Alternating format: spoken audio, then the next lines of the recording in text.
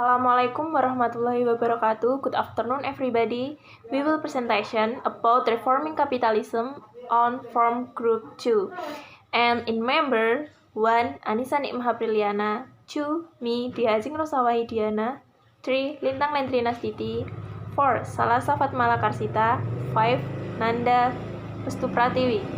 Nah, okay, let's go to see this video.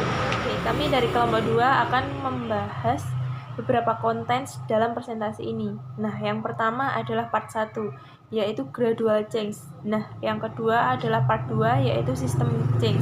Dan yang ketiga adalah part 3, yaitu liberalization. Baik, terima kasih atas waktunya. Saya Anissa Nikmah Apriliana. Di sini saya akan menjelaskan part 1. A comprehensive summary of the main result of the lizard recent collective bargaining, intermediation for capacity and labor organization, social policy, evolution governing state capacity, and corporate government and financial market in Germany before and after unification. Penilaian komparatif dari sentralisasi perundingan bersama di Indonesia, Jerman goyah antara tinggi dan menengah. Tidak seperti Swedia, tidak ada dan tidak pernah kolektif lintas sektoral tawar-menawar di tingkat nasional. Tetapi di Jerman, perundingan bersama dan keanggotaan serikat tidak terkait secara langsung. Cakupan selalu secara signifikan melebihi keanggotaan. Yang terakhir, menjadi sukarela secara formal, bahkan di perusahaan-perusahaan besar tunduk pada perjanjian bersama. Di era pasca perang, perusahaan-perusahaan besar Jerman membentuk jaringan padat berbagai ikatan-ikatan, khususnya kepemilikan saham silang modal dan saling terkait direktoral. Eksekutif Jerman selalu mampu mengabaikan perusahaan mereka pada harga saham panis dan konten sendiri dengan pengambilan rendah, tapi stabil pada investasinya, memungkinkan mereka secara andal untuk melayani utang dan mereka milik ke bank mereka. Perusahaan-perusahaan mengabdikan sebagian dari harga sewanya yang mereka dapatkan dari pasar yang dibatasi dengan baik, dan keberhasilannya secara internasional mereka sangat meningkat. Baik, terima kasih. Selanjutnya akan disampaikan oleh Saudara Lintang. Okay, and now I want to presentation about part 2. There is a systemic change that is 5 parallel path institutional change in the economy German politics after the Golden Age took place gradually, cumulative and without dramatic description of continuity.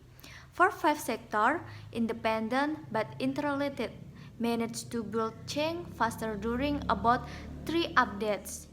Secondly, intermediary organization atau organisasi perantara. Organized labor and organized capital experience a history of declining numbers and increasing. The third, social policy atau kebijakan sosial. Its development is dominated by demands arising from the industrial relation system, so that the state absorbs its externalities to protect social peace and ensure sustainable cooperation between capital and labor. Perubahan sistemik menurun pada signifikansi lembaga para publik dan disertai oleh intervensi dan regulasi negara yang berkembang untuk tujuan melindungi negara dari perampasan sumber dayanya oleh kepentingan kelompok terorganisir dan memperkenalkan pasar yang netral secara politik. Dalam perundingan internasional, perundingan bersama di Jerman masih lebih terorganisir daripada negara-negara besar lainnya, khususnya Inggris dan Amerika Serikat. Bidang kelembagaan ekonomi politik Jerman dapat membuat orang menyimpulkan bahwa perubahan yang terjadi tidak lebih dari terisolasi, marginal, sesaat, dan prinsipnya fluktuasi yang dapat dibalik dalam sistem yang pada dasarnya stabil, yang dimiliki oleh dan besar tetap identik dengan dirinya sendiri. Akan tetapi, ini tidak akan berlaku adil terhadap fakta, yang dapat diamati dalam perspektif yang mencukup lebih jauh bahwa perubahan dalam semua perubahan sistemik ini. Part 3. Organic capitalism atau kapitalisme terorganisir. The ideas of Paris literally forms of the history of capitalist economics are regulated beside market by various major social and political markets. Setelah dianalisis masalah apakah perubahan kelembagaan di Indonesia ekonomi politik kapitalis atau dalam ekonomi politik secara umum adalah sebagai kemajuan menuju tingkat efisiensi ekonomi yang lebih tinggi. Pasca perang, Jepang diorganisasi dan diinternasionalkan pada saat yang sama dan itu sangat kompetitif secara internasional sementara perusahaan sangat ratis di dalam negeri. Perubahan bertahap hampir terus-menerus selama periode pasca perang dalam sejarah Jerman dikaitkan dengan ekonomi dunia. Unifikasi menghantam politik Jerman dan ekonomi Jerman secara tak terduga dan mengharuskan mereka untuk mengatasi dari hari ke hari masalah jenis dan besarnya yang sepenuhnya belum pernah terjadi sebelumnya. Perubahan transformasional yang lambat di ekonomi politik Jerman selama 3 dekade terakhir. Kita miliki sekarang meminta bantuan dalam berbagai konteks dan gagasan sejarah. Jerman unifikasi adalah peristiwa unik atau historis, tak terduga, sepenuhnya eksotis dan tidak ada bandingannya dengan apapun yang terjadi di negara lain dunia kapitalis maju di masa pasca perang. Berbicara tentang kapitalisme, dengan kata lain menghindari kekeliruan abstrak, keliru yang mengganggu ekonomi arus utama juga ilmu sosial pilihan rasional dan mencegah mereka dari melibatkan dunia seperti yang sebenarnya terjadi. The context of capitalism draws our attention to the core process of market expansion and accumulation suggests from substance and defines the identity of what is now hegemonic and indeed the only form of economic organization in modern day Indonesia. Conclusion.